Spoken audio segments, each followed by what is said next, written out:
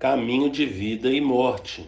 Olá, espero que você esteja bem. Nós estamos aqui mais uma vez para darmos continuidade ao estudo do livro do profeta Jeremias, hoje Jeremias capítulo 21. Mas antes, é necessário que eu faça 3 pedidos. E o primeiro pedido é para que você não apenas curta, mas compartilhe esse estudo com outras pessoas, para que outras pessoas venham ser abençoadas, para que outras pessoas venham ser edificadas.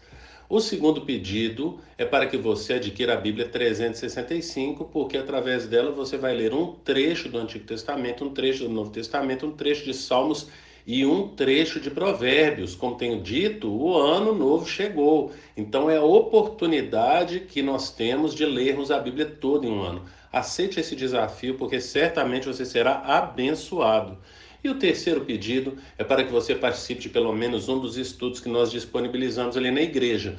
Portanto, na descrição desse estudo no YouTube ou então na nossa página no Instagram, você pode conferir dias, horários, temas dos estudos para que você possa participar. Então, venha participar, porque certamente você será abençoado e vai adquirir mais conhecimento do Senhor. E depois desses pedidos, vamos para o texto de hoje, que é um pouco longo, capítulo 21, do versículo 1 até o versículo 10, que diz: Esta é a palavra que veio a Jeremias da parte do Senhor. Quando o rei Zedequias enviou-lhe Pazur, filho de Malquias, e o sacerdote Sofonias, filho de Maazéias, eles disseram: Consulte agora o Senhor por nós, porque Nabucodonosor, rei da Babilônia, está nos atacando. Talvez o Senhor faça por nós uma de suas maravilhas, e assim ele se retire de nós. Jeremias, porém, respondeu-lhes: Digam a Zedequias, assim diz o Senhor, o Deus de Israel: Estou a ponto de voltar contra vocês as armas de guerra que estão em suas mãos, as quais vocês estão usando para combater o rei da Babilônia, os babilônios, que cercaram vocês do lado de fora do muro. E eu os reunirei dentro dessa cidade. Eu mesmo lutarei contra vocês com mão poderosa e braço forte, com ira, furor e grande indignação. Matarei os habitantes dessa cidade, tanto homens como animais. Eles morrerão de uma peste terrível. Depois disso, declara o Senhor, entregarei Zedequias, rei de Judá, seus conselheiros e o povo dessa cidade que sobreviver à peste, à espada e à fome nas mãos de Nabucodonosor, rei da Babilônia, nas mãos dos inimigos deles e daqueles que querem tirar-lhes a vida. Ele os matará à espada, sem piedade nem misericórdia. Não terá deles nenhuma compaixão. Diga a este povo: Assim diz o Senhor: Ponho diante de vocês o caminho da vida e o caminho da morte. Todo aquele que ficar nessa cidade morrerá pela espada, pela fome ou pela peste. Mas todo que sair e render-se aos babilônios que cercam vocês viverá. Este escapará com vida. Decidi fazer o mal e não o bem a essa cidade, diz o Senhor. Ela será entregue nas mãos do rei da Babilônia e ele a incendiará. Portanto, nós vemos agora o reinado do último rei de Israel, que é o rei Zedequias. Zedequias, que é neto do rei Josias. Nós vimos ali, se você abrir aí em 2 Reis, lá, 2 Reis, capítulo 20 e... Só um minutinho que eu estou abrindo aqui. 23, você vai perceber lá, então, no finalzinho do capítulo 23, lá a partir do versículo 26, vai falar da morte do rei Josias, e depois, a partir do versículo 31, começa o reinado de Jeoacás, que é filho de Josias.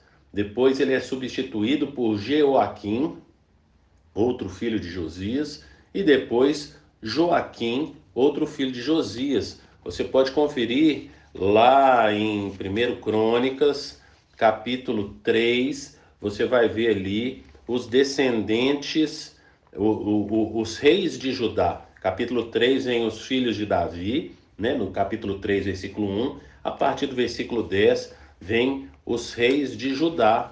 E ali nos reis de Judá, versículo 15 vai falar que os filhos de Josias foram Joanã o primeiro, Jeoaquim o segundo, Zedequias o terceiro e Salum o quarto.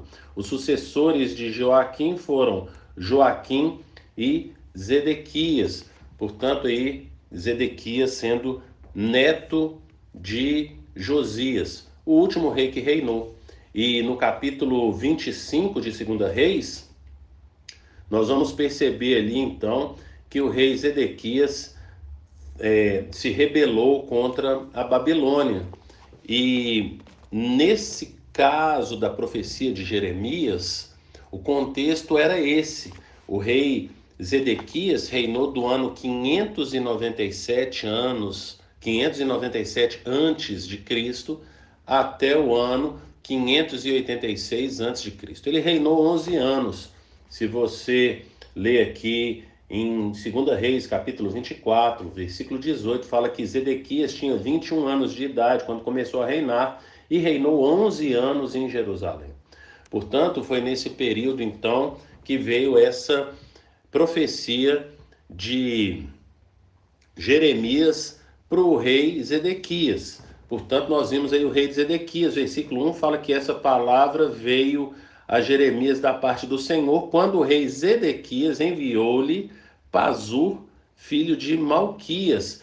Pazur, filho de Malquias, não é o mesmo Pazur que está no capítulo 20. Portanto, se você verificar aí capítulo 20, versículo 1, fala quando o sacerdote Pazur, filho de Imer. Então, são pessoas diferentes, o mesmo nome, porém pessoas diferentes. Agora, o rei Zedequias chama então ali um sacerdote para consultar o profeta Jeremias.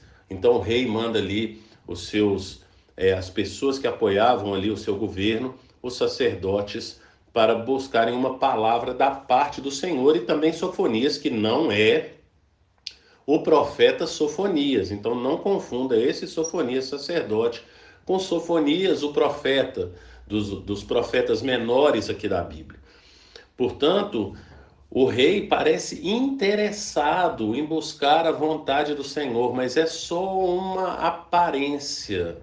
Por quê? Porque, como falamos, se você consultar ali em 2 Reis, no capítulo 24, versículo 18, vai falar então, vou ler novamente, Zedequias tinha 21 anos de idade quando começou a reinar e reinou 11 anos em Jerusalém. O nome de sua mãe era Amutai, filha de Jeremias, ela era de Libna. Ele fez o que o Senhor reprova, tal como fizeram Jeoaquim, por causa da ira do Senhor. Tudo isso aconteceu a Jerusalém e a Judá, por fim, os lançou para longe da sua presença.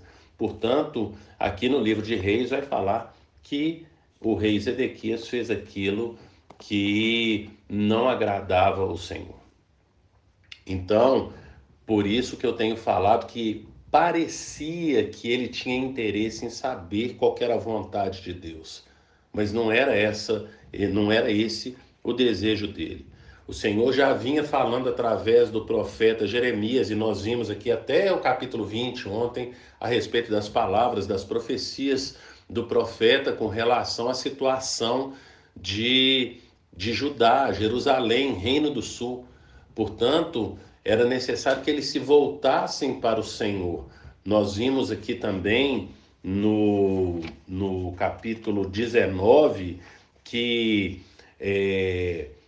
Jeremias foi levado para ir ali para as portas, né, da chamada Porta dos Cacos, porque o povo, porque ele estava fazendo uma comparação do povo de Israel, Reino do Sul, ou seja, Jerusalém, Ele estava fazendo então ali esse ato profético, aonde demonstrava um vaso que já havia secado, quando não tem o que o oleiro fazer, porque o vaso já se secou, a única solução é quebrar o vaso. Portanto, Jeremias já vinha profetizando isso, trazia essa palavra, e agora o rei parece ter interesse nas palavras do Senhor, mas não se volta para o Senhor. Porque agora o Senhor está trazendo uma outra palavra. Versículo 8 ele fala: diga ao povo, assim diz o Senhor, ponho diante de vocês o caminho da vida e o caminho da morte. Agora, Jeremias está citando uma passagem conhecida do povo, que está lá em Deuteronômio, palavras ali de Moisés, lá em Deuteronômio, mas em Deuteronômio capítulo 30, lá no versículo 19, a intenção de Moisés é falar a respeito de uma vida plena e de uma maldição que seria a morte, então eles seriam conduzidos à morte. Diz assim o texto, deixa eu só abrir aqui rapidamente aqui, lá em Deuteronômio capítulo 30, versículo 19, diz assim: hoje invoco os céus e a terra como testemunha contra vocês, de que coloquei diante de vocês a vida e a morte, a bênção e a maldição. Agora escolham a vida para que vocês e os seus filhos vivam. Portanto, o que Moisés está trazendo aqui é uma vida plena ou então um caminho de morte. Agora, o que o profeta Jeremias está falando aqui no versículo 8, que diz: digam a esse povo, assim diz o Senhor, ponho diante de vocês o caminho da vida e o caminho da morte. E o caminho da vida é: vocês vão viver, porém serão escravos na Babilônia, ou então vocês vão morrer. Agora é algo menor do que era a proposta da parte de Moisés para o povo. Agora é algo menor. Portanto, era o Jeremias estava dando uma palavra que vinha do Senhor, que é: saia da cidade, quem ficar na cidade vai morrer.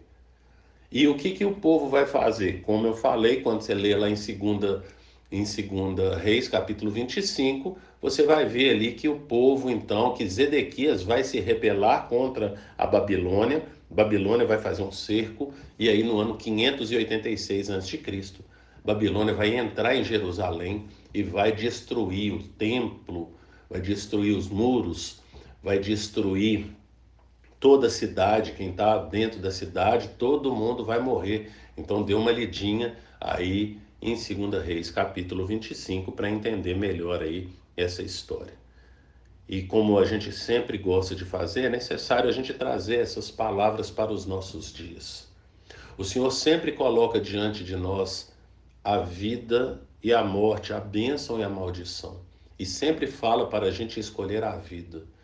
O que acontece é que, por causa de sermos obstinados muitas vezes e nos levantarmos contra, em oposição ao Senhor, nós acabamos fazendo aqueles desejos do nosso coração. Por isso que o Senhor fala que o nosso coração é enganoso. Nós devemos buscar o Senhor. Jesus nos incita lá em Lucas capítulo 11, versículo 13, pedi, dar-se-vos-á, buscai e acharei, aquele que pede recebe, que bate, a porta será aberta. E aí ele fala: se nós que somos maus sabemos dar boas coisas aos nossos filhos, que dirá o Pai que estás nos céus, dará o Espírito Santo a quem pedir. O nosso pedido para Deus diário deve ser que Ele nos encha com o Espírito Santo, porque o Espírito Santo, Jesus fala lá em João, capítulo 16, versículo 8, que é o Espírito Santo que nos convence do pecado, da justiça e do juízo. Nós precisamos do Espírito Santo para conseguirmos fazer a vontade de Deus. Portanto, é tempo de nós nos voltarmos para o Senhor e buscarmos o Senhor, para que a gente não venha sofrer as consequências que aconteceu com o povo de Israel, todo Israel, mas aqui no caso o reino do sul, Jerusalém, a tribo de Judá. O reino do sul, então, que foi dizimado com o último rei que reinou ali, Zedequias, e depois Babilônia entra e destrói. Nós precisamos nos voltar para o Senhor, mas não de falsa aparência como o rei Zedequias, porque aparentemente o rei Zedequias queria saber qual que é a vontade de Deus.